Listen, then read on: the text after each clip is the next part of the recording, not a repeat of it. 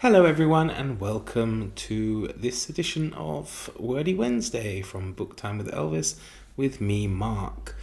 Apologies for those few of you it seems, but still hardcore crew nonetheless, who've been watching my Wordy Wednesday videos. Apologies for the lack of a video last week. I was unfortunately otherwise engaged and didn't have a chance to put one out, but we are back this week and we are continuing our story with about Samuel Johnson and his dictionary. I did think we would probably end it this week, but I think we've got at least another one, possibly two more episodes to go before we bring Johnson's story to an end, and also I'll look at some of his definitions. Then after that we'll move on to some other wordy fun each Wednesday.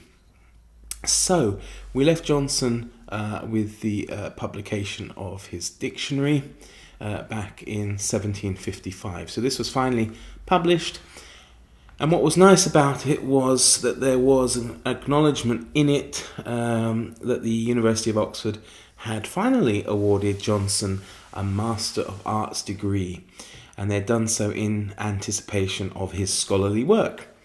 It was, of course, a very large book when it was published, and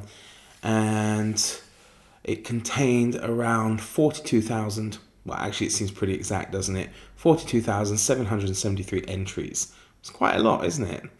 And there were only a few that were added to editions that came after that. And it was quite expensive. If you wanted to buy Johnson's dictionary when it came out, it was sold for £4.10, which doesn't sound much now, but if you take it in terms of what that money would be today, that 1755, £4.10 would be the equivalent of £350 today. I'm sorry, I can't think at the moment what the dollar exchange rate would be, but I'm sure most of you will be able to work out that it would certainly be more than $350. Let's put it that way. One of the tools that Johnson used when writing his dictionary is one that's considered very important in the innovative years of English lexicography, which was to demonstrate or illustrate the meanings of words by using literary quotations. And this, of course, is all the way throughout Johnson's book. He doesn't do it for every single entry, but for example, there might be 5, 6, 7 even literary quotations to illustrate the definition and use of a word for just one entry. And I think he used around 114,000 literary quotations to demonstrate the meanings of words. And among the authors most frequently cited were John Dryden, John Milton, and of course, last but not least, William Shakespeare. Despite all this, probably because he hadn't had a chance to get a lot of money yet, but despite all the initial publication and selling of his dictionary, in March 1756, Johnson was actually arrested, and he was arrested for an outstanding debt of £5.18, from which, the amount that he was in debt for, he could only have bought one of his own dictionaries for that, so that's quite funny. Of course, in those days, if you were in debt, you'd be arrested and you'd be sent off to debtor's jail until your debt would be repaid. And it wasn't a very nice place to be in Georgian England. He wasn't able to contact anyone else apart from the writer and publisher Samuel Richardson, who had previously lent money to Johnson, and actually he sent him 6 guineas to show his goodwill, and the two of them became firm friends after that. And it was soon after this that Johnson was able to meet and become very good friends with someone who's quite important to the story of Johnson, which is the painter Joshua Reynolds. Picture here. And Johnson was really so impressed by Joshua Reynolds that he declared that Reynolds was the only man whom I call a friend. That must rankle with his other friends, or must have rankled with his other friends, I'm sure. Around this time, Johnson got a kind of boarding mate or roommate or whatever, and it was actually in the form of a woman, strangely enough, because if we remember in the last episode, his wife sadly died, and this one was Anna Williams. She was a minor poet, and apparently she was quite poor, and she was also going blind, which Johnson, took pity on her. He seems to be, a large man in many respects, but also has quite a large heart, as we'll see in subsequent episodes as well.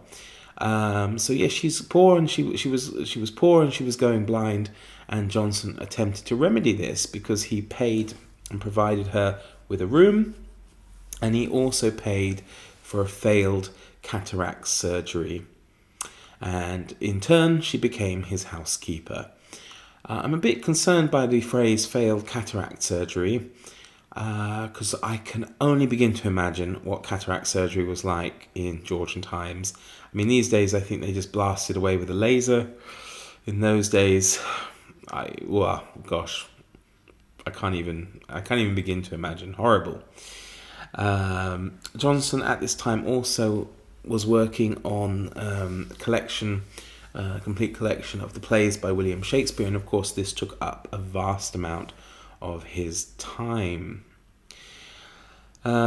He had kind of literary arguments and run-ins with different people as well during this time, and a lot of people laughed at the amount of time he was taking to compile and put together his Shakespeare book and his comments on Shakespeare.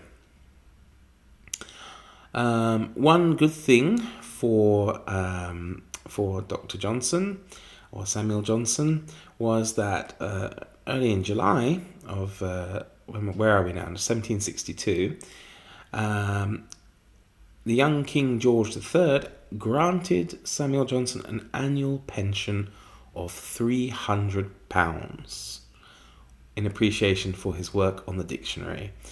Now, of course, this pension was a lot of money, not enough to make him super wealthy, but it did give him some security and stability, and would allow for him to have a very modest but comfortable life in the last 2 decades or so of his life. So we'll stop the story there, and we'll just have a look at our 6 definitions for this week. And some of the words themselves aren't particularly funny. I either go for funny sounding words or funny definitions, or just things I find interesting. So the first one is a simple word we all know, asp, which of course is the snake. Johnson says aspic, and he says it's a kind of serpent whose poison is so dangerous and quick in its operation that it kills without a possibility of applying any remedy.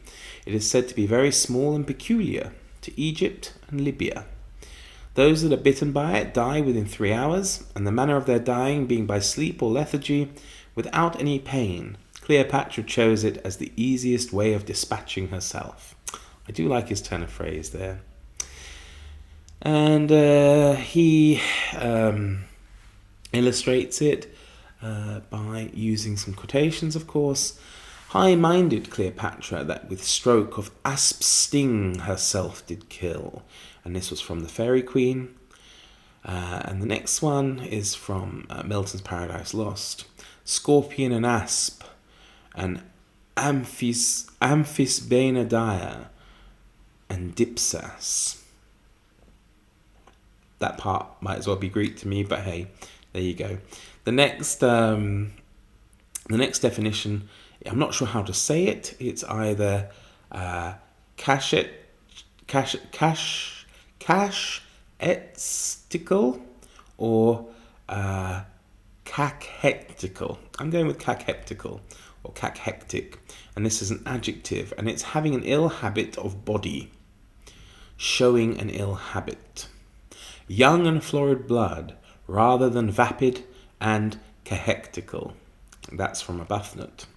The crude chyle swims in the blood and appears as milk in the blood, let out some persons who are generally cahectic. And that's from Floyer, writing on the humours. The next one is quite cute. I have to say, I've never come across it before. We should maybe use it now sometimes. Disedged. disedged. Just means blunted, obtunded or dulled. I grieve myself to think when thou shalt be disedged by her, whom now thou tearest on, how thy memory will then be panged by me. And that's from Cymbeline by Shakespeare. The next one is Duena. Duena, and apparently it's a Spanish word, but they obviously used it in England at the time. And the definition is an old woman kept to guard a younger. So I don't know if they mean like a chaperone or they mean like an old nanny or childminder or someone like that. I felt the ardour of my passion increase as the season advanced, till in the month of July I could no longer contain. I bribed her duenna, was admitted to the bath, saw her undressed, and the wonder displayed. That's from Arbuthnot and Pope. So yeah, probably a chaperone, given that illustration. To fester is a word we all know. Apparently it comes from Fässer, which is a Bavarian word, Bavarian German. And it means to rankle, to corrupt, to grow virulent. I might, even in my lady's presence, discover the sore which had deeply festered within me. And that's from Sydney. And then from Hooker he says, how should our festered sores be cured? Charming. Oh, takes me back to those cataracts and that failed operation. I can't even, it freaks me out, things with eyes, I have to say. I'm sure you all agree with me on that. Okay, and the last definition for today and this week is to lock. Very simple, isn't it? To lock. To become fast by a lock. For not of wood, nor of enduring brass, doubly disparted, it did lock and close, that when it locked, none might through it pass. I don't know who that's from. It doesn't say, actually. But it's the second meaning that I found interesting. To unite by mutual insertion. To lock, to unite by mutual insertion. Either they lock into each other or slip one upon another's surface, as much of their surfaces touches as makes them cohere. And that's from Boyle.